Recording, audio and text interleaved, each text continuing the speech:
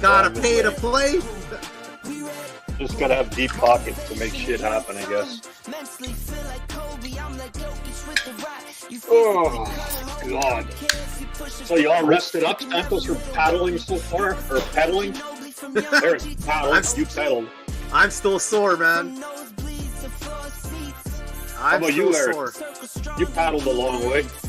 I went pretty far, actually, man. Like, I was out there, man. You went as far as I did, almost. Yeah, I was far, man. Like, you're paddling. I was paddling too, man. I was way out there, man. I could have kept going too, and I'm like, I think this winter we're gonna have to build you a trolling motor. Well, I don't mind the paddling, but I was like, I needed a map. So how come I didn't take a picture of the freaking map? I should have taken a picture of the map on my phone because I couldn't remember where the reefs are and what I was fishing. I go, had I just studied the map, like, didn't even think of it. I bought you a Venza map. I was gonna say something about that too. I bought that map on a Venza. Yeah. Yeah, that's what I should have got. Hey, you see this beer yet from Trans Canada Brewing? Redneck, this hillbilly beer. It's a Saskatchewan dozen. I think they're bringing it out for the Banjo Bowl. Let's go. Quack went to the rock shoreline behind Eric. I'm the wrong guy to follow, bro. I don't know why you followed me out there. Quack ended up not scoring. But I'll tell you what, all this hoopla about like front-facing sonar and everything, man. I'm telling you, I would rather have had the map yesterday. There's no doubt. We'll get into it. We're going to get into it there. Starting soon. Yeah. Oh, shit. We're here already. We're starting already. Never mind. Let's get right into it. We already showed up late. It's 8:19. There's our sponsors. It's Castanet Podcast, another episode of Real Talk on a Monday at 8:15. We're live as always. If you got any questions or comments, type them in down over there. It's all good. Mike Tottoli is here. Jeremy Santos. We got a full show for you today. We have all kinds of things to talk about. More AIS, more controversy on the B.A.S.S Elites, more kayak fishing, follow-up to KBI. We got all kinds of things, and we're hopefully we get through it all here. We will get through it all. Why not? But before we... There might be some positive coming out of this somewhere. Well, there's always... What positive? Where? Somewhere? Before we continue, Season 7 Open Water sponsors. Napoleon's still alive. That's a positive there, man. Well, yeah, that's positive. I mean, he's still alive. The most people. I'm slowly losing fishing partners. I keep passing out. Team Fui Automotive. Big shout out to them. Tech Video Security. Contact Daryl Rosenfeld over there. He's fantastic. Trans Canada Brewing over here in Kenniston. Mike's got the Saskatchewan. I got the Saskatchewan. The only good thing that's in a green can. That's Santos doesn't drink beer. Nope. This is Arrow IPA. This is their strong beer, man. So go down there, check out their store, man. They got strong beer. So what? You're gonna be drunk today, then. You're gonna be drunk tonight after that shut one. The hell up, man. I quit drinking. I got a video in here somewhere. I was at the zoo. Just like me and Nash and Divine went to the zoo this afternoon, and they served Trans Canada Brewing at the zoo. It's the only beer they serve there, man. Which was wild. They saw it at the Tundra Grill. And Nash is asking, "Are you gonna have beer, Dad?" Bro, it's 2 p.m, man. On a Monday yet, but let me get through this here. Manny's Live Bait. Manny's Live Bait. I still have jumbo night crawlers actually in my beer fridge. They're still going. They're getting bigger and bigger. And Big Smoke Barbecue over in Steinbach. If you haven't been there yet, give them a visit, man. They've got that cool looking food truck going all over the place now too. You guys seen that food truck? Yeah. Turner's got going. Fantastic. We appreciate them. Appreciate all you guys for joining us here today. Like I said, we got a full show. All kinds of comments. Hayden's here. Hayden in the plane. Ingmar is here. Hey, Hayden landed in the plane. Yeah, he came in the plane just in time for weigh-in. Yeah, I know. I saw that plane come in. I go, who is this dude, man? Must be nice. Well, at least he was way off to the side, not like that guy on the freaking Sea-Doo that quickly put it in and did a circle in front of me twice. Did it really? Then he stops right in front of me, looks at me, and then he walks the throttle. No wonder I hate Sea-Doos. Fuck. He was trying to get your attention, bro. I got pissed off. I'm sitting there muttering. I'm pretty sure you heard me. You freaking asshole. And I just kept going. He knew I was going to pass at his dock. That's why. Leon's back home safe there from Montreal. That's cool. I got some pictures actually. Nah, I won't do it. I won't do it. I won't. Do it. I told you I was at the zoo. I was at the zoo today, right? So, oh God, you just I gotta get some pictures of Leon. You can't just start it. You gotta go now. I gotta get some pictures of Leon. Do it now, bro. You have to do it now. Can't tease us, like, bro. Some of his weird lures actually. Nick Tink there was using them actually, so that's interesting. Man. What's up, Rick Durgett? Who was the 9th loser at the kayak derby? That was Dylan Thiessen, bro, not me. I was 10th, bro. I was the 10th loser. You shut the hell up. I was 10th. Leo Mall in CDP right now with a few looks from the wife. Leo Mall, you're at the Leo Mall Garden at Assiniboia Park? We were there. Let's make stop number 5. Well, shit, we got to get through stop number 4 first, but we're going to talk about that at Longbow. That's coming up really quick in 2 weeks. We're going to headquarter out of Reddins camp over there in the middle of the lake. Gondwana Derby. We're going to talk that too. All kinds of stuff here. Everyone's lively on the thing. Appreciate you guys for joining us. 8:15 power hour, maybe more. Let's get right into it. Wouldn't the 9th loser be 10th place? Yeah, bro. You got me there, bro. You're right. Oh, shit. First place won the 9th league. You shut the hell up, Hayden Martin. I swear to God, get a kayak, you loser. But I take a plane over to kayak. Well, at least you got 4. I did. Got some, man. Heck, I had another 4 on the line. That. So did I. I had 4 on the line that came off. How come they just can't get in the boat? But usually, if we talk Shoal Lake for a second, that lake is like littered with bass, like absolutely littered. And Santos, you said the day before, Jeff Mathias was saying the day before, it was like, it doesn't matter where you threw, what you threw. What the hell happened? It didn't matter what I threw. I have no idea, man. The weather, who knows, man. They were not literally the day before. I went out Friday with John Guzzi, and I pitched the shoreline. I probably had 9 before we even got out of the bay. See, like that's what I'm saying. See, like, right there, yes. But I'm thinking that they got beat up pretty good over 2 days.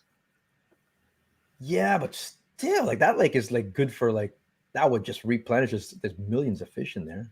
I don't know. That's just strange, man. It was strange. Like I said, I was there Saturday.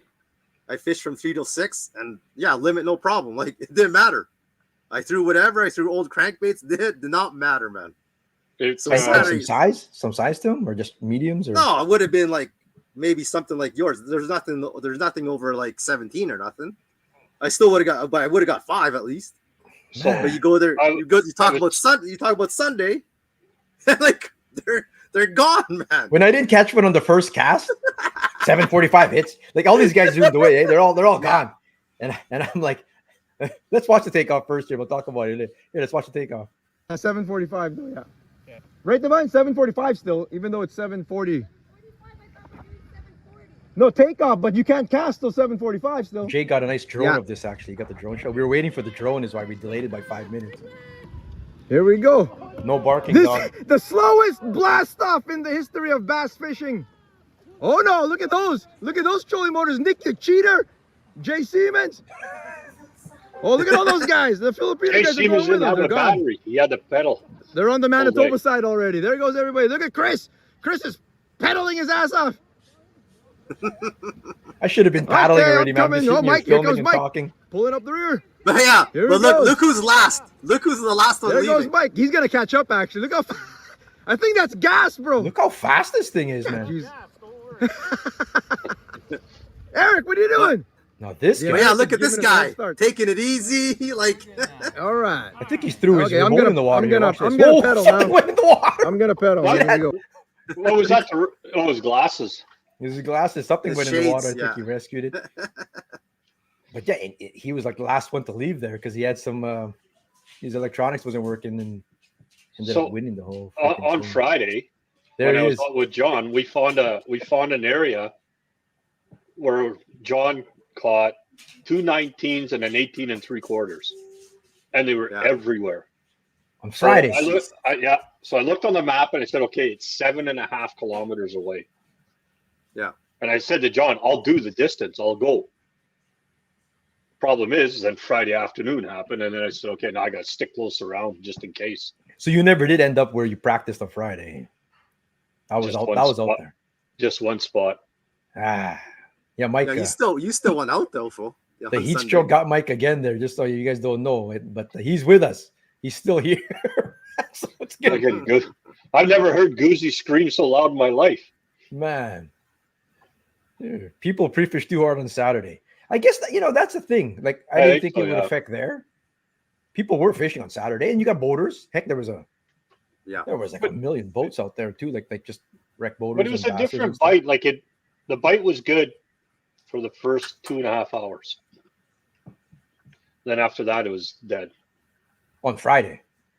No, on Saturday. On Sunday, I mean. Sunday. You mean Sunday. Yeah. Sunday, yeah. Yesterday. My first cast was a 19. Bites. I couldn't get him in the boat, though. But after that, there was I had one in the boat, but it flew out. But here's the thing. Like on Sunday, they were just on one of the trebles on the back of the chapel. Where on Friday, they literally had half it in their mouth. So it's just, it changed. So that's the thing. The bite changed. Nick was saying as he was taking off, he told me, it's changed from yesterday. Yeah. Like I know it already. He says, really, man. Yeah, they're going to be down with the walleye, he says. And sure enough, I mean, like if we talk. Sure enough, he was right. Spoke with Scribner there. Eric Scribner out of the U.S. Oh, I don't think I got his photo here. Ran out of time. Did I? It's here somewhere. I started the show at freaking 5:30, man, and we showed up at 8:19 and I still didn't get everything done. Ran out of time. But big shout out to the sponsors here. We'll talk more about the fishing. Big shout out to the sponsors again for the Central Canada Kayak Trail. We got one more event on Longbow in a couple weeks. Stillwater Adventures, of course, is sponsoring the Angler of the Year. Someone's going to get a native watercraft, $4,000 kayak there. Slayer Propel 10. That's a killer prize, brother. Frostbite trailer, scoring trailer. Everyone's getting lures every tournament. Guys have like stocking up a lot of Frostbite lures now. Everyone's getting them every tournament. Losing mock, freezing replicas. We'll talk in a little bit about the big bass and big walleye and who's in the lead. I think it's still safe for sure. Big thanks to Divine helping out there, and Val helped us on this tournament too for way mastering, getting everything good to go there, especially with no service. People are asking, how is that, man? Shoal Lake has like no service. You're in the bush. We had a Starlink zone in front of the boat launch there, but everyone would come back and it's almost like you're coming back to weigh in, so they had like half an hour to scrutinize everything. Well, not everyone had full bags, so that helped a little bit. On a normal day, we would all had full bags, no? Because the minimum was 12 inches. Well, that's what I was telling Mike, right? A couple of days before. What'd you say the minimum was what, 12? 12 inches the minimum.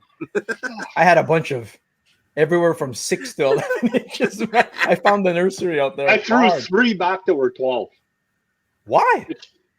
Well, those are one. I thought it was. So you would have 5 then. You're a loser. What a loser.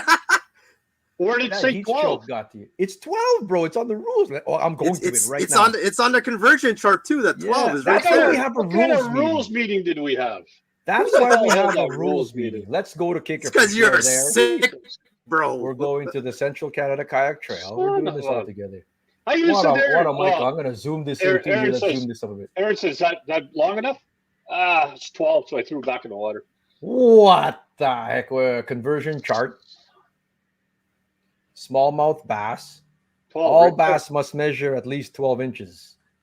Who reads the rules? Yep. So 12 inches would have been 1.08. You would have added 3 pounds to your, you loser. You would have had 5. You would have had a limit. Oh, my God.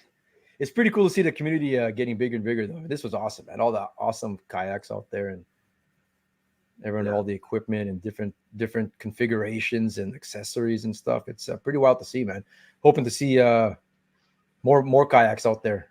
Maybe some ladies even at the longbow one, which would be fantastic. It was nice to see some guys that have never fished it before, right? Quack pre-fished at Kijik. Actually, Eric Scribner pre-fished at Kijik too over at the reserve, which is like that's a long run for a bass boat. Never mind. Oh shit! Oh shit! I guess Wallace and Shoulder eating small. They had a larger one. A so-called one. James Novilla says he had one. He knows the difference between a large and we started out together. we went to the right of the boat launch along the shore, and there are like pads and backwater there where it's possible to get one. He said it was about 15 inches, but just like Santos, he had 3 fish that jumped out of the boat. Like I told him, like you have your catch board and then you put it in the net. It saved me on one of my 12 inchers that I weighed. Like it landed in the net. Like they jump, right? Like, and he had 3 fish jump out on him. I'm like, holy jeez, man. Oh man, I bear clawed my 19. It wasn't going nowhere. It squished it. It squished against that board. So was that 17. The top three here. Aaron Weave in second. That's Eric Scrivener out of Minnesota there in first place. And Nick Tink. I'm calling him Whitink. In third place there. That's not a gang sign. He's in third place. So that's Aaron's third. That's 3 in a row, right? Yeah. Second. So he is in the lead now. I should re-up the standings there. I didn't get that today too. Most went right of the boat launch. A couple went left and a few went straight out. Now, most went left of the boat launch. If you're facing out. Just as evidenced by that video we just saw. If you stand by the boat launch. 2 of us went to the right. Yeah. Yeah. But yeah. What? If you're standing at the boat launch looking at the lake? They went left. Most went left or straight out. No. They went right. There's only Aaron and myself and one other kayak that went straight out. That's it. Bro, there was only me and James that went right. We're the only two we were the only two there. Yeah, everyone went straight up but kept going to the right.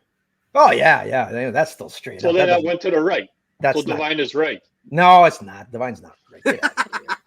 My right. No, it's still you're wrong. You're wrong. Are we gonna watch this freaking video again? Are we gonna? No, we'll stop. I'm right. That's all good. You're right. There's the map. Sure. when these guys are talking about going right, you can see my mouse here. This is where we started. If you're not familiar with Clyde Bay, this is all like this, and this lake is cool. This is huge. This is not even all of Shoal Lake, but they said like when they went right, they did go right, but right like this, and then just kept going to wherever. Oh, that's right. These are the 3 islands. No, fishing right is like here, starting to fish all this shit. That's going straight, bro. That's not right. You guys are in your semantics. Get your semantics going right. Straight is right. Going right towards Bag Bay is straight. This is left. So there were people who fished left here. We're gonna argue about this the whole time, man. We're arguing left and right. We're gonna get back to this. But anyway, I got this far. I got up to the 3 islands and I got to in between here, paddling. Yeah, I saw you there. Yeah. Only me and Jason Tate out of the 17 yak field don't have electronics, but he has a trolling motor. I'm the only one with no electronics and no trolling motor or no pedals, just a paddle. And that wasn't bad. You got no battery whatsoever on there. I should have kept going. I made it to this here. That's where I saw Santos there. And then, I don't know. I spent too much time on this garbage. I didn't know that was all that. I went to the next point. So here, bro? So Santos, I went there. Santos in the afternoon at like 2 o'clock. I went there. Okay, you got this far here. I thought you were over here, Mike. No, I go to the beginning of Bag Bay, the mouth of Bag Bay. So Aaron and I fished in that area. Then Aaron went inside, and I went all the way. I did that whole shoreline all the way there, all the way across that island, and then I went to that. Interesting. At 2 o'clock, I was there. The winner, if you were curious, he was around this area here. He fished around here, so. And all I caught were walleyes. And then if you wanted to know where that Kajik is, that's just like you keep going this way and add another map, and you keep going still, and that's where Kajik is. But it's a cool place. It's a cool place. It's about 25 minutes off Highway 1. If you want to go down, there's a boat launch. There's no dock. But yeah, you can launch in there. Fantastic, man. That was cool. I think Kajik is like 12 miles from the boat launch. Something like that. Yeah, it's over there. Yeah. I went right to Cache Island. Missed a lot of fishable shoreline and points. Like straight there, eh? Like Aaron was saying, imagine all the bass you guys are like. I could still hear Divine talking from where I started. That's what Aaron said all the way there. Mike, you know how many bass you're passing over? So why haven't you stopped? I said. My first fish was a pike right off the bat, and then James was fishing a whopper plopper beside me, and bang, he gets hit and it jumps out of the water. There you go, it's a bass, and then it broke off. Took the whole lure. Eh? What kind of knots are you tied, bro? Man, look at it, broke off on you. What the hell? Eric was 3 to 4 kilometers off from the launch most of the day, so that's how far that is. That's about 4 clicks. Yeah, that distance. Jeff caught his biggest smallmouth and larger along that garbage you called it, Eric. It was garbage, Jeff. It was straight up garbage, that whole launch there. There wasn't even any cool people to look at sunbathing or nothing like that. Nothing at all. It was just nothing. It was quiet. No fish, no people, no nothing. Well, I did. Like they were waking on it. Like I hate top water is like a 50-50 proposition at the best of times. Right? I always say this. But they would wake on it, some big ones. Some of them, like, I actually see it. You see them. They wake on it twice. And it's like they're waking on it like with their mouths closed. And then two of them actually had on. They want to stun them. They're not eating. I had two of them on the line. You know, when you're fighting and it's never made it in. Whatever. No, I had a lot of pike torpedoing the goddamn thing. There was top water? Yeah. But did you see what was going on? Like they were actually coming, the school was coming up and they were eating the bugs on top of the water. So Aaron and I cast right into that group and we never did catch one. No kidding. Yeah. Yeah. I saw those too. Like we're out, like they're busting. Yeah. Like they're busting surface. Yeah, I'd throw at it. Oh, here we go, man. I'd whip something out there. And nothing. I'd get it. And it'd be like an 8-inch bass. And nothing, man. 8-inch bass? What? How did it make such a big splash, man? Like, jeez, man. If it was a rock bass tournament, I would have been able to put in a limit, man. Anyway, shout out to Luz and Mock. Sorry, Jay Siemens took down 4th place. He got the jack spinning combo. That's like $300-something, man. And then Burr and Arvalo got the Mach 2 for 5th place.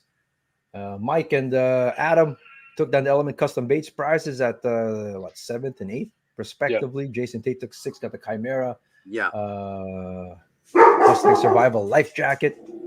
And that's the crew right there. Everyone's it's open to anybody to come out and join us at the last one there. And we're going to do it again next year, like I said. So it's cool. Get a yak, borrow a yak, rent a yak. Reddins rents some kayaks, actually. I don't know if they're fishing ones or whatever. I think he wasn't sure if they were or not, but they do rent kayaks. So come on out September 1st at Longbow. I even got the poster ready to go here. Let's get that out there now too. Boom. Multi-species. Walleye, 2 walleye, and 3 bass. Largemouth or smallmouth. But you have to catch 2 walleye, or you can only catch a maximum of 3 bass. So you have to go get walleye if you want to fill your bag. It's going to be cool. Santos, you want a hint? Don't beat them up on Saturday. These guys kick the shit out of the bass in Clyde Bay. They're smart, though, because us guys who stuck close, they bugged it up for all of us, man. They really did. Well, didn't help me in the end anyway, man. Or at least cut your hooks off so they just grab the bait and spit it. Man, I'm going to go back to let's go to the standings here quick, too. Let's go to the standings. I'll go back. Where are we? Might as well show the standings here. Oh, Longbow, we got 10 people so far. Let's keep going. Get those entries in now. Shoal Lake here. There it is. Eric Scrivener. Nice work, brother. I'm going to zoom this in one more time. That's a good bag, man. 19. 17.25, 18.75, 18.50, 17.75 for 18.72. Just over half a pound over Aaron there. Very close. But that's what Aaron and I were catching. Was right what he's got there. Like that's what we were sitting on. Big ones, eh? Yeah. Catching, you mean, but not landing. He was landing. I was not landing. But Big Bass is still safe. 19.75 by Jay Siemens and me in 2nd place are still safe going into the last tournament because the biggest one here was a 19. I think Mike and Eric close. Yeah. Had 19s. If you're wondering what the S means, the S is smallmouth because there was largies in play here, supposedly. But there you go. And then people ask why all the kickerfish tournaments, why it's not just cosmetic. Why do you go to a conversion chart and not just length? Like a lot of kayak tournaments just go by length. The reason being is because, look at this. If you were to add up my scores here, I'm not the best at math, but I'm pretty sure that's longer than adding up these guys' length. But those fish are worth more. I mean, they're better fish compared to my dinkers there. So rightfully so, they should have the higher finishing, right? So that's why we do a conversion chart. There is a difference there as opposed to just adding up inches. So scroll to the top again. Yeah. So I would have came in 5th if I was smart and weighed all my fish. Add 3 pounds? You loser. I lost a 12-incher, 13-incher at the end. Everyone heard me scream right by the launch, like right where literally like I could cast the Hayden's plane. And it was at the net. Nick was passing by me. It touched the net, bro. That's worse, man. Would have bumped you up, though. I think I knocked it off with the net. He was on a drop shot. Well, I would have given him another pound. It would have put him ahead of me. It would have gave me a pound. I would have moved up. I would have beat Mike with our grudge match there, and at least filled my bag. Bull crap. Yeah. Anyway. Yeah. Shit. Good times. See everybody at Longbow. That'd be good. It was fun, What man. happened to Eric this weekend? What are you talking about? Eric won the tournament, bro. Eric won the tournament, man. Shit. The better Eric won the tournament. The better Eric, though, yeah. Wait a minute. Holy shit, series. No. What? Get out of here, since you're trying to get in the podcast. You hear that? Someone's talking to you, bro. What the heck? I'm looking at Siri's answering me because I asked the question. What happened to Eric? What did she say? What was her answer? What happened to Eric? Eric's a good-looking guy or something like that. I don't know. No. Who's up for the largie bass? I can't wait to make a replica. Do you guys think a largie will take big bass of the season here? I caught a 20 the other day, so They're definitely in there then. well, they're in there. Walleye, They're big walleye. James Friesen, by the way, making it. Your pike is coming up soon. He does awesome stuff. Friesen replicas, freezing cold. But James Friesen is hot. He's hot. He's awesome at making those things there. Big walleye is 27.5 at the moment. Do you think that will be beat on longbow? It's going to be hard to beat it. There's no super giants in longbow, no. No, I think Jay's caught a 28 in there. It's possible then. It's possible. The biggest one we've voted there's a chance. longbow is 26.5. Now the question is, will Leon get skunked? It's a skunked? possibility then, man. Will Leon get skunked at longbow? Well, it might be. You can. There's no way. If they're biting like they've been biting lately, yeah. Oh, I you guess. can. I was saying It's about been a Clyde. I tough said, fight. Clyde, everyone's going to fill their bag at Clyde Bay because, like, shit, how can you not fill your... And then sure enough, we had a couple guys got skunked. Santos got one. One measure, yeah, one registered. Should have had like freaking another. Did you get it one. off your GoPro yet? You should have taken that picture off your GoPro, the one that jumped out on you, man. Yeah, I I watched it, but that's it. Love you, Brandon, man. I saw that video of you getting hooked there in the arm there. Oh, jeez. The client got you in the tattoo? Twice. Ouch, bro. Ouch. I'm out on that. Apparently that guy didn't like his tattoo. We haven't done any Sasquatch in a while, though, so I just wanted to show good buddy Glenn Poole sent this over. Meanwhile, in Canada, this company here, Ontario Wildlife Removal, removes Sasquatch too, bro. That's awesome. I want to know who called him for that service. It's actually on the truck, I want to bro. know. Isn't that wild? I like how he just slides it in amongst all the rest of the stuff. Eh? Raccoons, skunks, bats, squirrels, Sasquatch, birds, mice, snakes. Sasquatch. Sasquatch goes kayak fishing too, bro. I went on the AI there. Imagine Sasquatch fishing. Look, his rod's broken. And this is what came up with it, whatever. Yeah, there you go. He's a relative of mine. He's got a broken rod. He's got a phantom lure That's as well, bro. That's Leon's kayak, old kayak, man. That is his old kayak. And then we were talking forward-facing sonar last week with Aaron. This made me laugh, bro. Audrey Dawson shared it on Doc Talk. When live scopers go bowling. The assistants say, shit. That actually made me laugh, bro. When you get your ass kicked by a live scoper and you're coming up with a game plan to ban it, all the old heads getting together there, eh? So, there's still more drama out there. More drama on the bass. There's always drama. Yeah. Nash, be quiet for a second, bro. You should be in bed. Anyway. Good luck with that. I know. He should be in bed. It's summertime, man. This guy wakes up at noon, goes to bed at 2 in the morning. We were talking Olympics. Iaconelli had a cool little post there and survey and stuff. It should be an Olympic sport. That's cool. Check that out there. But did you see what he did at the St. Lawrence? No. So he had a bag that was like 14 pounds. Mercer went to talk to him. He just turned and walked right off the stage. So Mercer's like, well, I guess he wasn't happy. I've seen that a few times on the stage there with Mercer where I mean, just walks away. Some days it's just a bad day, man. You don't want to talk. What are you going to talk about? Like, you're going to come up there and make excuses and why you caught 14 pounds when the pace is like, what was it, 20, 21, you know? Like, Like 18 wasn't even good enough apparently. But speaking of Ike, here's Ike. He's one of the old heads. He's considered an old head. Well, he is old, even though he looks young. But he's an old head, and he's a late adopter on the stuff, though. But he's trying to learn. I'm trying to get better. You're never too old to learn.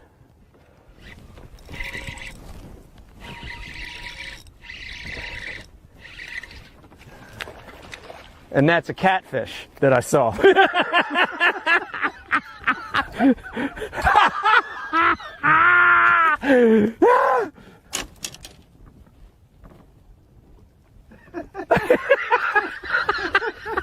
was freaking awesome. I swear it looked like a bass. See, I don't know, if you're Taco Ito or if you're Jay or any of those guys, you know exactly that's a catfish. I had no idea. That could have been Jimmy Hoff. He's trying, man. These guys they know they gotta get with it, right? So they're trying out there, like you said. Yeah, that'd be me. I would have no clue what I'm looking at. Well, now what? Rick Clunn retired from the B.A.S.S Elites. He's going to do just the opens. He's just going to handpick. He's going to handpick some opens and some local derbies and stuff like that. But as far as the elites go, at 78 years young, Rick Clunn weighed his last bass, and he did like he got 18 pounds on the one I saw like on cutoff day or something. Like 78, bro. Like wow, man. You know how many generations that guy is? With all his contemporaries are all retired or dead. Like he's still fishing, so good for him, man. Rick Clunn, legend. Where is it? I got a Rick Clunn lure up here. Or they're making whining videos. I had an autograph. No, I didn't have the Rick Clunn. They auctioned that off. NBA auctioned that Rick Clunn lure that he signed for Gussie and stuff like that. Yeah. What are they doing, Mike? What are they doing for him? What's that? Nothing. Oh, get Nash on the show. No, he's got to be in bed. Go no. When I decided I was going to start their Bass Tournament, that'd be sweet if we get some of that oil money. That holy smokes! start their own league, eh? Barb treble out of my arm when we sunk a second treble into hand. That ever happened to you guys? Like you take one out and then the other one gets hooked. Like no, I usually just cut the barb off, so that doesn't happen. Man, I saw Tiverton near the Petit place. He was 6'4", but looked just like you. Shit. Must have been Denzel Washington, bro. Who did you see? Must have been. Yeah, Denzel Washington. Sure. Must have been. Follow up. We talked last week. Leon just wants to see you all the time, bro, man. Bro, that's my boy, bro. Matei and Ian Water, the KBI there. And shit, so after all that went down, KBI, the board puts out a statement. And they put a media release out there, and this went local viral and went everywhere. Our board had no intention of discussing an unfortunate incident. They had no intention of talk about it anymore. They disqualified their third-day wait. But we feel we handled it fairly and ethically. Since the close of the tournament, however, we have received many calls and emails about it and have learned that our tournament and board members have been discussed on a variety of podcasts, channels, and in the public. As our decision-making integrity have been called into question, we now feel it necessary to make a statement to clear up any speculation and misinformation being circulated within the fishing tournament community. On our show, at least, did we question? We never questioned their integrity. No, not on this. No way. No, we just said that they made a decision. No, we did not. They had to make a decision, right? So we even said to their ability. Had they notified and actually got in writing that, get approval that you're going to have a camera boat, probably would have went a different way. That's we put that on the anglers, not the tournament. We never questioned their thing at all. But we did back up. We actually did. We backed up. Like I did anyway. A few of you guys did. Ian and Matei as ethical anglers. Like I don't believe it wasn't there, obviously, but I don't believe that they cheated or needed to cheat or whatnot. So. But yeah, here's what it is. I mean, I stand by their decision, man. That's what it is. They learn from it. Heck, they're standing by the decision. They volunteered all their video. They have no choice. Yeah. Yeah. You think you shut the hell up, Asbury? Go smoke another one, bro, and I'll look like Will Smith in a second, bro. No, we never questioned their integrity. No, not at all. But I do appreciate the media release. This is nice. Sometimes when something takes a life on its own out there and there's misinformation, you have to sort of get ahead of it and get the truth out. The only unfortunate part is all the bullshit comments afterwards, right? It is social media. It went like I said, it went local viral, and then a bunch of people were like sharing this that have no interest in KBI whatsoever, don't know who these guys are, and they're all weighing in and stuff. Well, it was funny because we were at the lake and we were sitting around the fire and people were talking about it, and it's like you had to straighten them out. It's like, no, you guys, like, they didn't cheat. This is what happened. Like, no, you can get the worst part is that what were you gonna say? No, go ahead, bro. Go ahead. No, like the worst part is it's taken away from the guys who won, man. I don't think we've barely talked about those two guys. No, like this is hearing about and Brian. Like this is like, you know, and it took a bit of a back seat locally, which sucks. Those guys are 2-time winners now on the tour there, on the tournament there. So it sucks. But no, I mean, your decision was the right decision in my head, man. I mean, that's the right decision. I don't see anything wrong with that. But Arrow, yeah, bro. If you're just joining us, it's the Cast Neck Podcast. I'm going to spill this on my laptop or whatever. Shout out to our Season 7 open water sponsors being displayed at the bottom there. It's Mike the Totally Short Fuse, Jeremy the Dragon Boat Santos. We talked about Shoal Lake. We touched on the KBI thingy, but I mean, that's in the rear view mirror now. Everyone learned from it. Same with Ian Water. He competed very next week at the Atacocan Bass Classic. This is the funnest, they call it. It's on their poster. The funnest bass tournament in Ontario. It's a huge event. 100 teams. 100 teams were there. And Ian Water, with Mike Baduke, 5th place finish for them. Right there. Nice. No cheating, bro. The guy's a killer stick, man. There's no, I mean, the guys can fish, man. Having another live fish in the water is not something that they need. And you know what it was? Like people have the live schools mounted to the trolling motor, so that camera boat had to have a trolling motor in the water. Now, doesn't mean it's on. Hey, look, there's a live scope there. Yeah, like, oh man. But anyway, it's over. Everyone jumps on any negative media. These guys are amazing. I just wanted to add to the experience, show you how they do and what they do. In my opinion, I hear you, brother, man. You know, negative stuff sells or whatever. Just like talk Randy Blockett.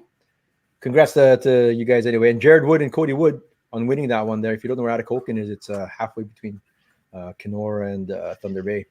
But killer bass out there. Brian Gustafson, by the way, actually 7th place finish with Mike Luna. Well, too, yeah. So that's cool, man. Yeah, they traveled over and Brian, these guys can't get enough of it. Just like Chris Gahn can't get enough of the fishing. Like they travel where the money is, where the fish are. Like, where are they here? These guys.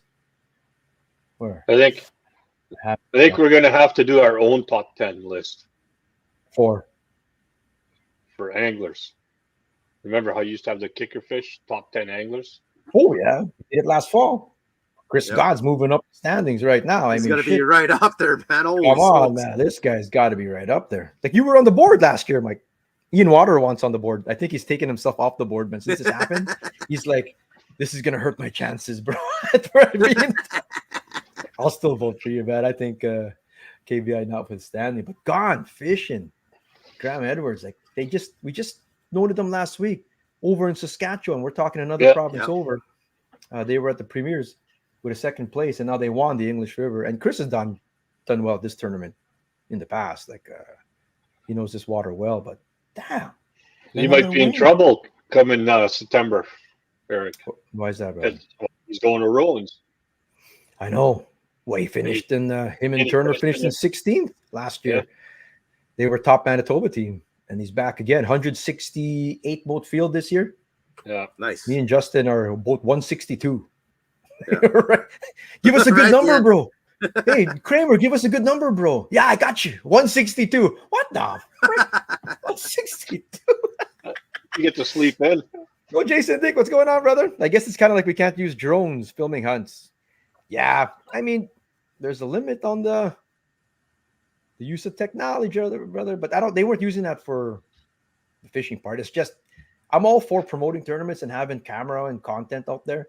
You just gotta be up front and transparent about it. That's the big thing, man. It would have been nice to see those videos though, but lesson learned. 35 Wallies at Pelican today. Well, shit. Let's get right into it then. Pelican. Oh no, 1 second. I got to shout out to Theo Tolliver.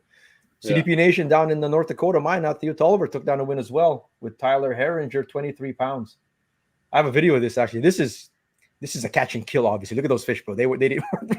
But they're eating, man. People are curious about the catch and kill tournaments, and they do exist. They are out there. This is their weigh-in. Oh shit! Look at the bucket with all the holes in it. Just frozen. 18. Dump them in there right here. Oh shit! I gotta fast forward there. 5-8. Put the rest of them in. Like this. Larry, you need a bigger bucket. And that's a weigh-in. Not a catch Fish. fish. 23 even. Oh, nice. It'd be nice to not have to babysit them. Then they're just dead. just dead. knock dead them out. fish. Well, that's how those guys that went viral that had the weights in them. It was a catch and kill, or it was like, heck, you catch, kill, and then drive to the weigh-in like by vehicle. How are people not going to cheat in that kind of format, man? That's a little wacky to me, man. No. You'd think. Just stop by the store there, grabbed a few weights, jammed them in there. Yeah. Anyway, Theo Oliver taking down the win over there. They won that one before. Yeah, and if you look at the standings, they kicked everyone's ass. Like it's like they got 23 pounds on this list here. It's like they do it like Shoal Lake does it, man. They just write it on paper. The next closest team was 19 and then down to 15s and stuff like that. So kick the crap out of it. It's good. Good. Nice work, That's man. Good. Let's go Pelican Lake. Let's talk Pelican Lake here since Perry was there and hammered. It's fantastic. Pelican Lake is awesome. We had a second stop of the Central Kayak Trail there. There's a tournament there that's growing too, a walleye one. People go there and ice fish. But for all intents and purposes, they're trying to close it for boaters now. So this is going down on September 8th, where it's an open forum to the community for feedback and whatnot.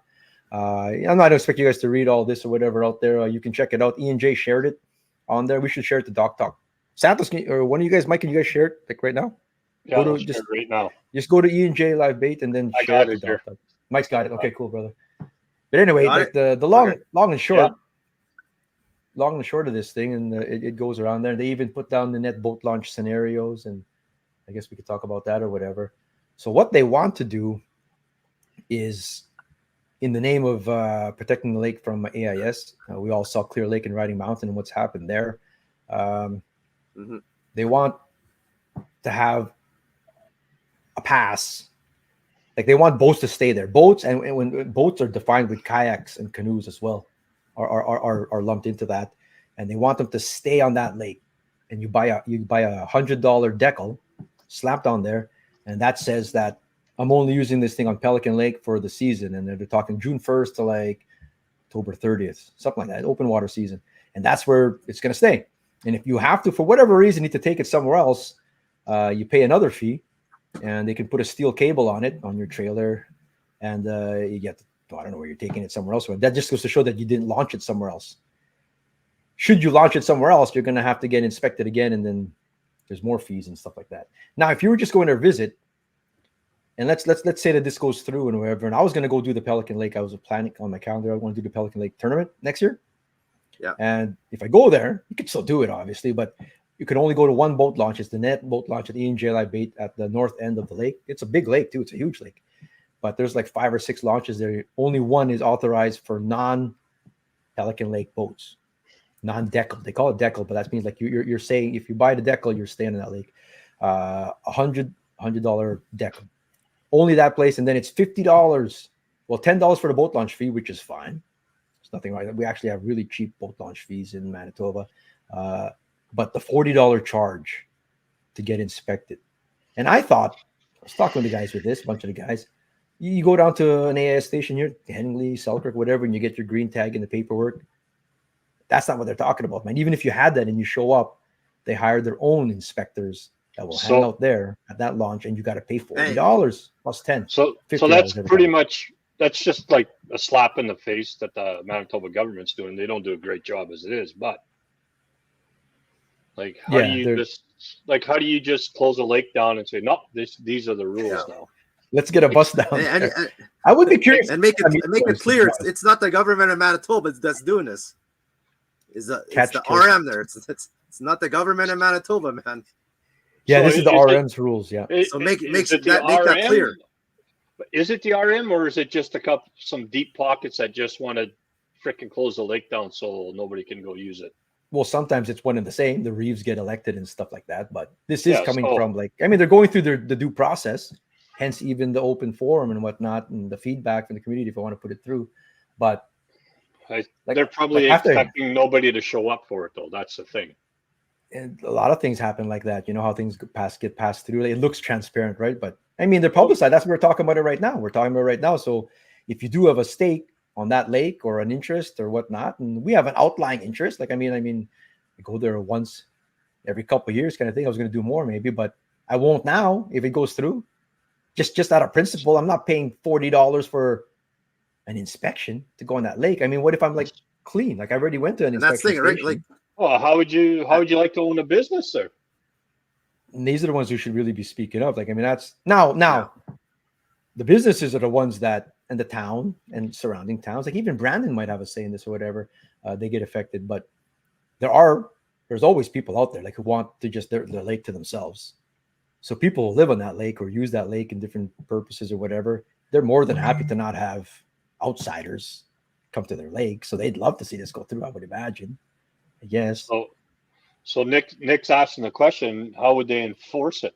Well, they're putting up gates, literally putting up gates, allowing you to fish from 8 in the morning, proposed 8 in the morning to 8 at night. There's a time limit. A time limit, bro. We just talked about night fishing last week.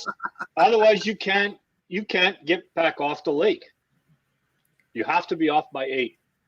Because the staff that they're hiring are going to be off shift already, and no one's going to let you off apparently, because they're going to close the gate. So you got to be off by 8. I know, but I think Nick is asking about kayaks because kayaks you can launch anywhere. Like but that's what he's asking. How are you going to police that? If you're at the other end of the lake, like are these guys going to be on the water every single day, boating around looking for any watercraft without a tag on it? As far as the curfew, yeah, you can take your boat out anywhere, right? Or your kayak or canoe or whatever, right? Yeah. But as far as the deckling, they said they're going to enforce. I mean, as best as anyone can enforce anything. You know what I mean? Like they're going to enforce it. So canoes and kayaks, you have the thing on there too. Like so we're not going to do a tournament there. We're not going to do our kayak trail tour there next year, but that's how it is. Well, that's another thing I was going to bring up. Like we just started up this kayak thing this year, and you guys had an awesome time at Pelican. Now, like this thing's going to grow, and next year, you're not going to put Pelican on there now. I'll sand launch instead. I don't even pay 20. So, and you can't even sand launch out there, bro, on this one because you're not even allowed to. So the public boat launch at E&J Bait, so the 9-net boat launch. Who owns that? Look at this. ESSA was planning to build. Sorry, brother. It's not E&J's. They just happen to be like they operate the launch on behalf of the municipality. Okay, so that's where if you don't have a decal, they're sending you there. Yes. Like if you're an outsider, let's just define it as outsiders. You're an outsider because you haven't declared your vessel for Pelican Lake for that season. So you're an outsider. You can only go to one launch, and that is the Nanette E&J boat launch. And then when you arrive there, you've got a $40 charge plus your regular boat launch fee that they charge all the time, which is cool. But the $40, I would imagine this is where they're adding it all up, and that's how it's going to pay for these staff. So in my mind, if I was the government, do you not think you would send an official there that works for like from the AIS to say like what so if we do somebody's boat, they're not allowed to come here unless they pay you $40. Right. And what makes their inspectors any experts? And I'm sure they won't even decon that. For $40, they should like decon it then. I bet you they're going to inspect it, and then they say, actually, this fails inspection. You're good to go. So then, what does that say? I probably would. So then, what does that say to the province? Yeah, like if my green tag and my paperwork isn't good enough, well then what? Then why should I stop there? The RM owns the launches as well. If there is no provincial launch there, so in the end, they manage the launches, and I don't know, people do whatever they want. There's a whole bunch of buddies greasing somebody's back pocket here.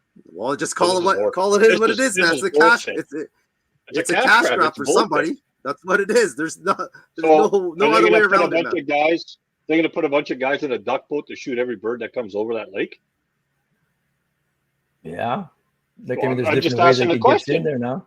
Yeah, but if birds really moved, then they would have it already. Then. Well, birds are going to move it. Well, and that's the question, right?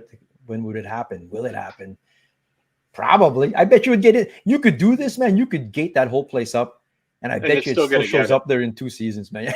Because people are going to ice fish there. People because they're not. What did I say 8 years ago? Every lake in Manitoba is eventually going to have it. It will eventually. See, if we look at scenarios, it's hard for you guys to read here. I can't zoom this, but I'll read it.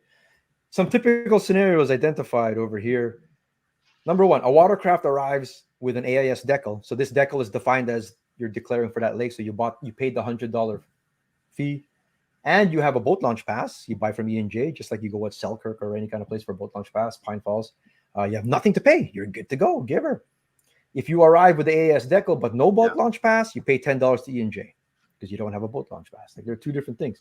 Now, if you have no AIS decal but you have a boat launch pass, so what does it say here? No AIS decal, has a boat launch pass, has tag. What's the tag now? A $5 optional tag fee when exiting. Oh yeah, you bought that tag. They have a tag system too when you exit. You have an option to buy 5 to save yourself from $40. You just pay them $5 on the way out. There's all kinds of crazy shit, brother. If you have no AIS decal, no boat launch pass, and no tag, you have nothing. You pay a $10 launch fee, a $40 inspection admin fee. Admin fees, I hate admin fees, man. That's just a way to, you always just slap. If you want to charge something, just always slap admin fee on there. And then you have a $5 optional tag fee when you leave. That way, when you come back, you don't have to pay $40 again. But that means come back. But they said come back, but not launch anywhere else. That just means I'm gonna go stay in Brandon. I'm gonna be back tomorrow. Okay. Here's a steel cable. Don't drop it anywhere. You just pay us $5.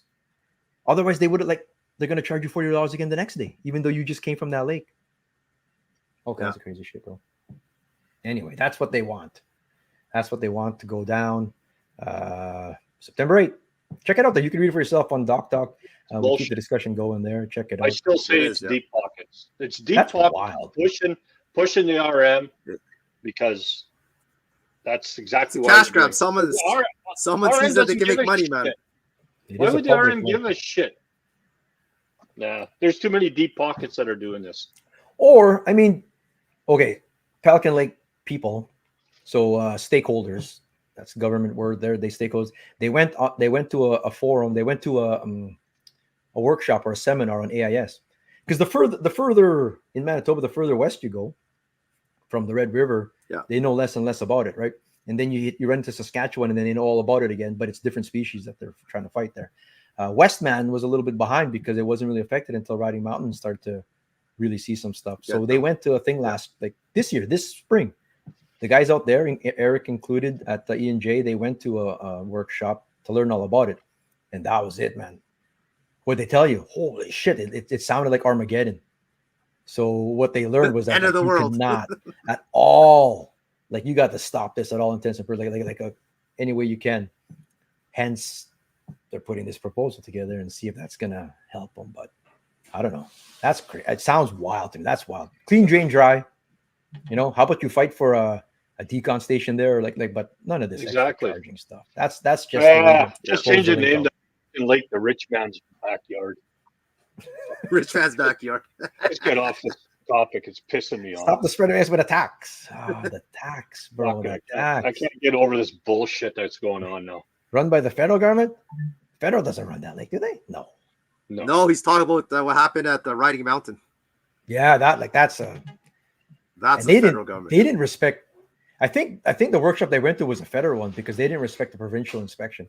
Because at Riding Mountain, the federally run park didn't respect the provincial inspections. Because I would show up there with my boat at Clear Lake. Yeah, I got this. Yeah, we're gonna decon your boat anyway up to our standards. Up to our standards. What's up, Sasha? This is our commercialized lake for profit, nothing else.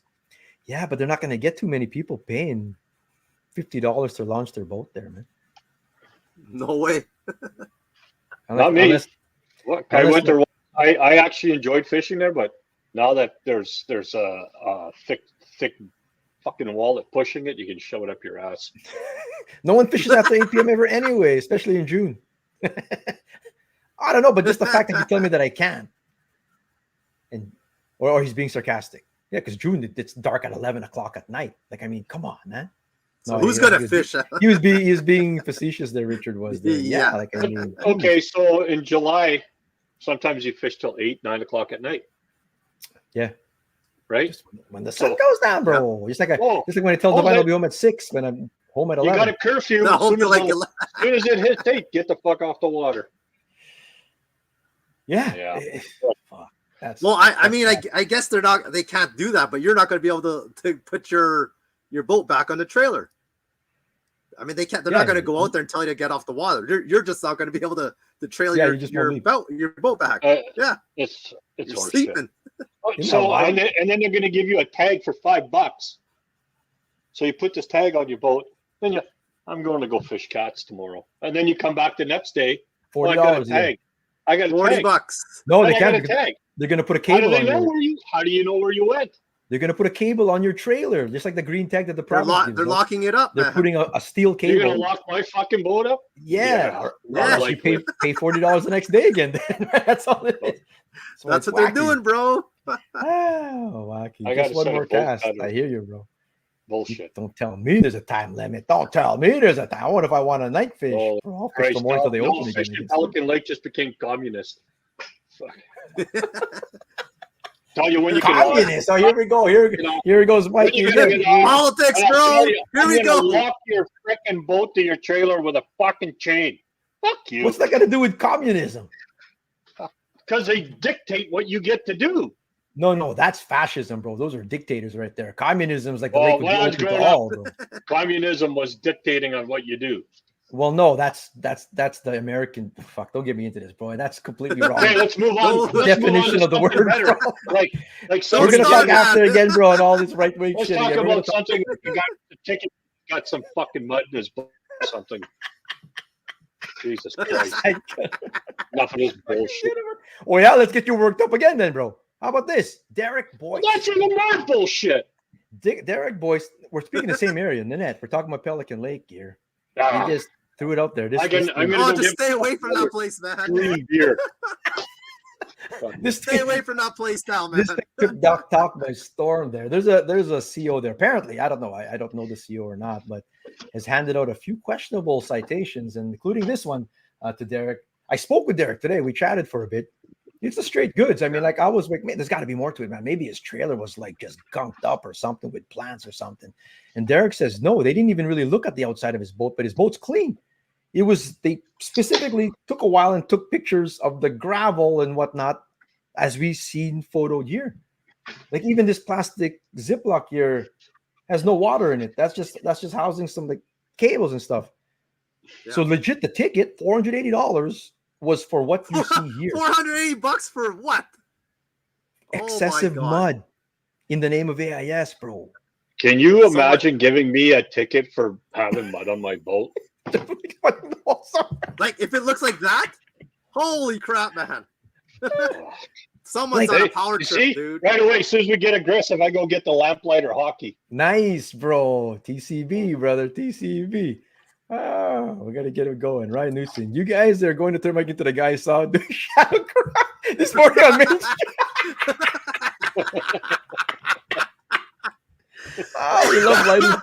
You got to light the fuse, bro. Short fuse. His name's there, Short Fuse. I would fight the ticket and find where that CO lives. Whoa. How about the first part, bro? I'd fight the ticket. Sure. I don't care where the CO lives. But it would get thrown out. But it's a hassle though. Like now you got to go get it. You got to hope it gets thrown out or get it better reduced. Be thrown out. Like holy jeez. Reduced. It should be thrown out, man. Not reduced. Then what's here's Derek right there.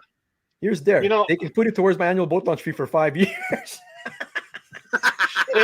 if your boat was covered in mud, like you couldn't even tell the color, okay, go clean it.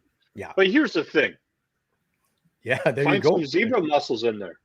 Like you can't give me a ticket because my boat's dirty. Exactly. The regulation, the law is that it's mud and plants because they could house stuff, right? But this guy has a gravel road, he explained. You can tell gravel stuff. But even that wasn't on there, he says. He just has gravel tossed into his boat. And they went, you know how cops, in this case, COs will leave and they have to go discuss with each other what they're going to do.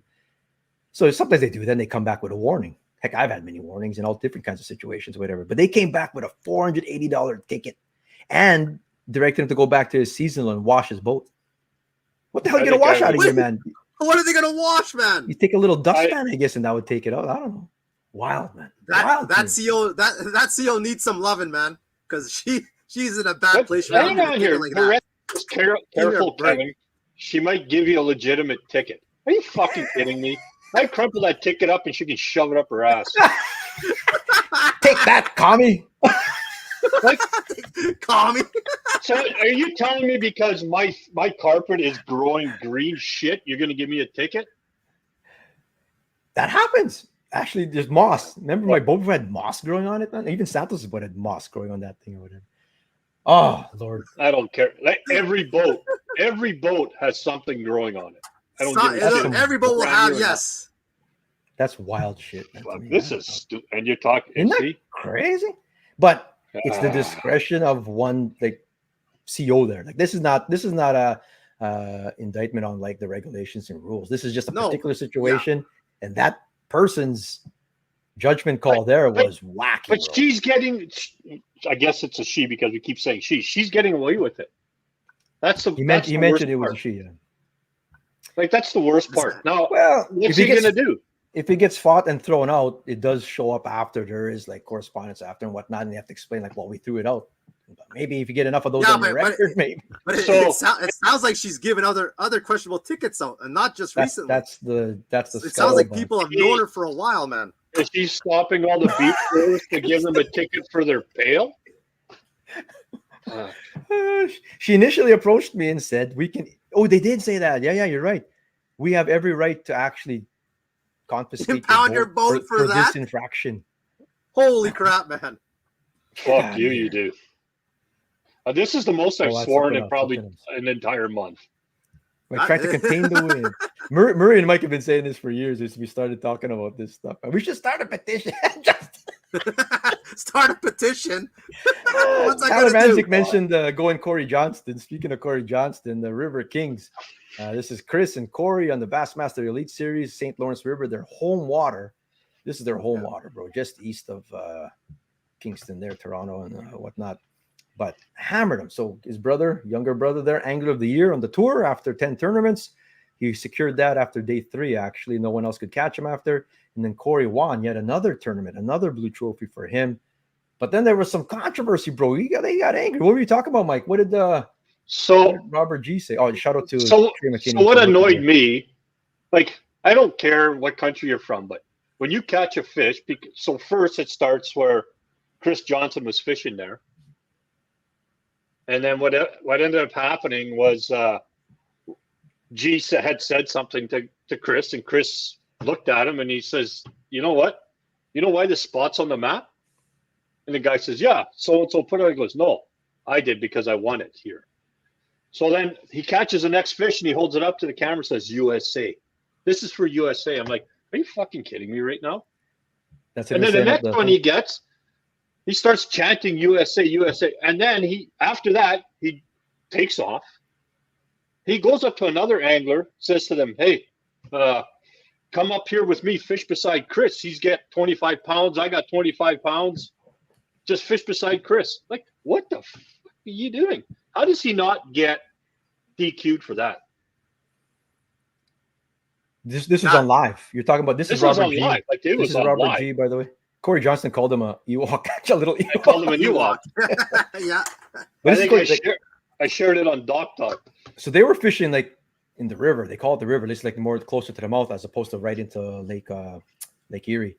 Yeah. And they were hammering them, bro. If you were watching someone alive, these guys were just hammering them. Like they could have caught. And big fish too, man. Well, they could have caught 35-pound bass. Like that's how good they were on them. Yeah. And Chris, Robert G was complaining that Chris was nearby. Now, to his credit there, just because you won it there before and whatnot, you don't own a spot. Like what if someone won? Like, what if Brucey was saying, I want KBI here 3 years ago, fuck, you get off my spot. It's not really like that. It's first come, first serve still too. I mean, there's some etiquette involved. Well, I mean, but you're right. But we don't know how far apart they were. We don't know how close they were far enough apart. They were far enough apart. You can see it on live. People are far enough. That's like a whole parking lot in between them because okay. So here's the question: why didn't he say something to Trey the first 2 days? Because Trey was literally maybe 30 feet from him. G-Walk. There it is. G-Walk. Yeah. He looks like called him an E-Walk. Yeah. Yeah. G-Walk. So I don't know. Were they close to get hard? Nice, bro. No, I mean, hey, I don't mind Patriots. The guy wants to say USA, you know, make it USA versus Canada, no problem. But when you go to another angler and say, hey, come with me, let's crowd him out, let's push him out. That's just hillbilly ignorance. That's just, you can't do that. That's wrong, man. You can't. That'd be like me going to you guys and say, hey, like, there's lots of fish, come. Like, we don't do that. It's not sportsmanlike. I mean, have some ethics while you're on camera, like you're live. Like, but people do communicate out there. They do wave people over, and they do stuff like that. Like, or they share spots. No, can I squeeze in? Yeah, you can squeeze in because people. Yeah, it's come out. They all talk in interviews and podcasts and everything like that. It's like it's no secret that they don't get on the phone. You're not allowed to get on the phone and go talk. But on the water, you can communicate. Yeah, are you sacking them today or whatever? I'm not sacking them at all, man, or whatever. But you know. But like you said, like Mike's gonna say, this guy went and say, come and fish right beside Chris. Are you kidding me? To say that, to strategize to go squeeze someone else out or whatever, that's not cool. I don't know. And it's funny because I started watching, of course, all the bullshit starts on YouTube as usual. And then one guy says it wasn't right for Chris to call him what he did and say what he did, but it was okay for the other one to poke the bear. Or for Corey, he poked Corey. Like if you're gonna poke Corey, you're gonna get poked back pretty fast. Yeah. Well, I know some hockey people player, were. Bro. He's a hockey player. I know some people were sort of upset. We will, bro. We're gonna get these guys on here for sure.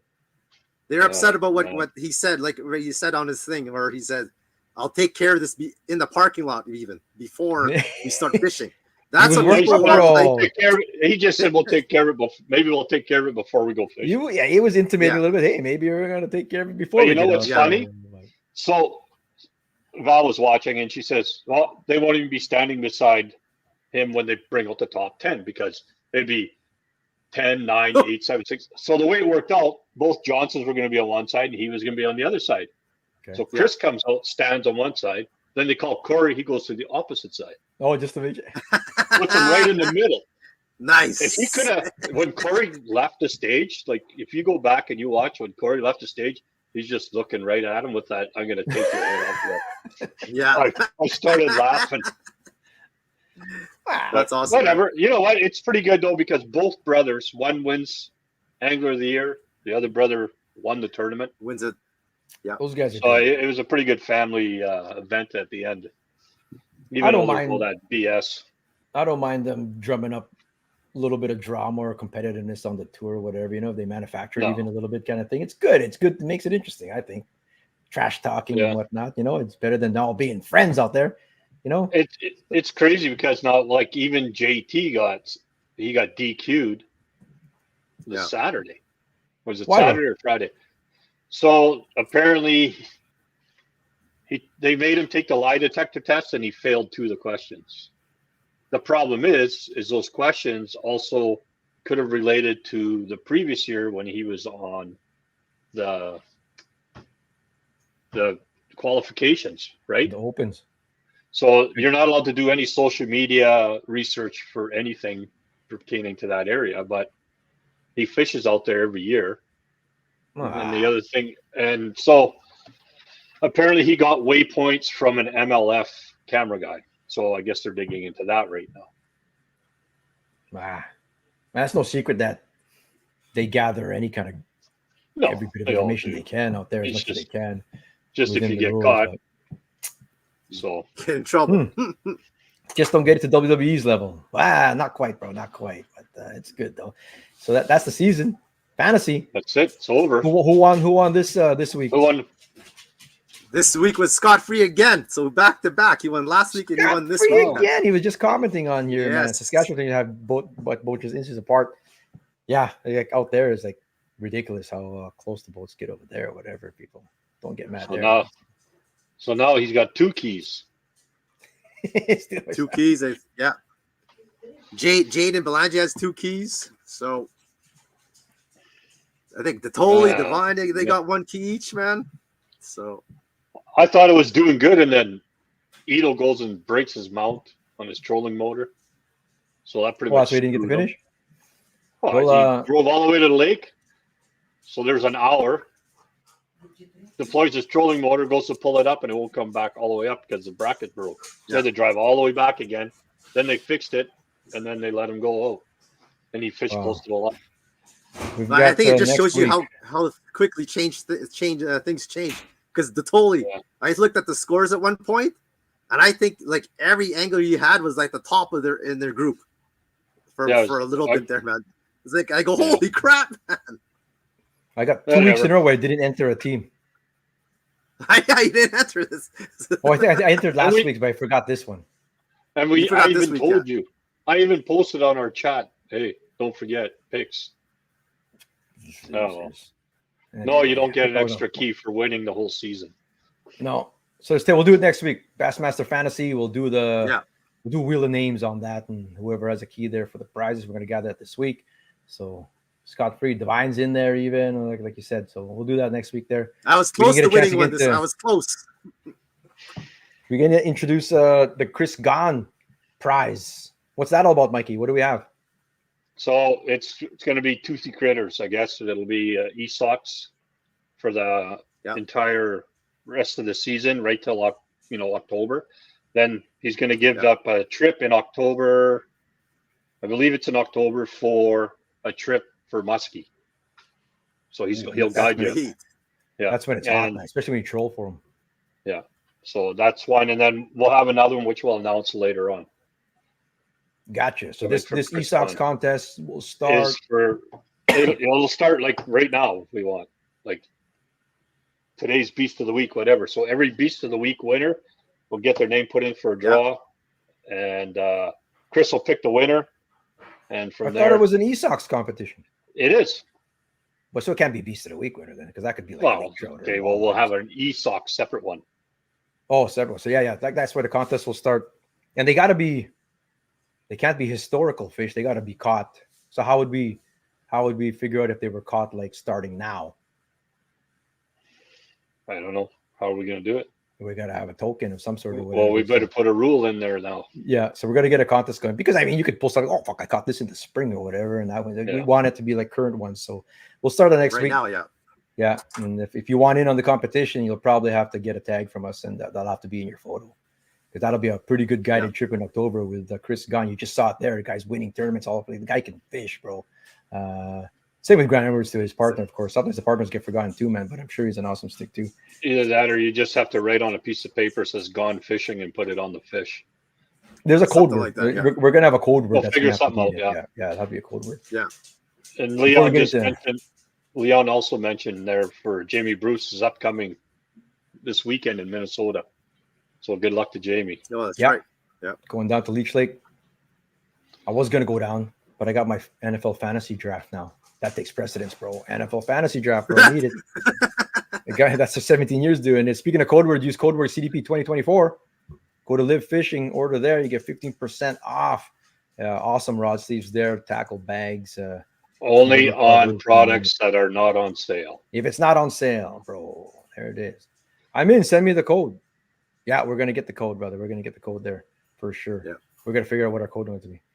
There'll probably be something really easy like CDP 2025 or something like that. Maybe that was Tech Guy Daryl circling burns on you, Mikey, on the Sea-Doo. No. Was it? No, it wasn't Daryl. Okay, let's get it quickly. Let's get into Beast of the Week here. Got some cool ones here, actually. Here, Beast of the Week. I even have the shit. I already have the video. I might as well just do this little clip.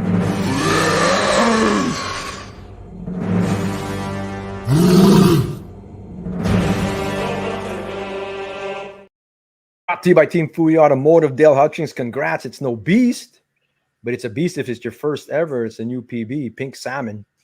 Dale was out there at BC for vacation. I thought you went and bought that at Safeway or something. It looks like a sardine I freaking opened up out of a can, bro.